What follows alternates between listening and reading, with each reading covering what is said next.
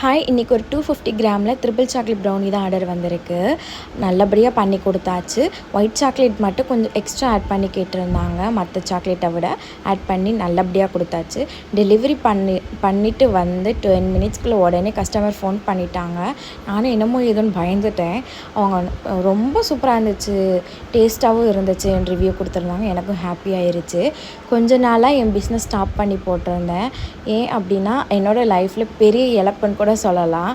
எங்கள் அப்பா வந்து இந்த வேர்ல்டை விட்டு போயிட்டாங்க. அவர் இருந்த வரைக்கும் என்னோடய அருமை எனக்கு சுத்தமாக புரியலை. அவர் இறுதி சடங்கு முடிச்சதுக்கப்புறம் தான் என்னோடய டேலண்ட்டை பற்றி நான் யோசிக்க ஆரம்பித்தேன்.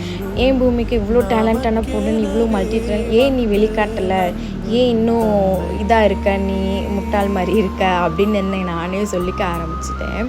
இப்போது எனக்கு வந்து எங்கள் அப்பா இல்லாதனால ஒரு மோட்டிவேட் ஆக ஆரம்பிச்சிருச்சு. நீ கண்டிப்பாக குரூப் எக்ஸாம்ஸ்லாம் ஃபேஸ் பண்ணணும்.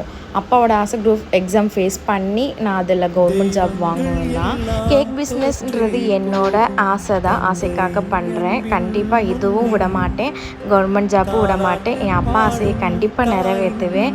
அதே மாதிரி என் அம்மாவையும் நான் கண்டிப்பாக சந்தோஷப்படுத்துவேன் நம்புகிறேன்.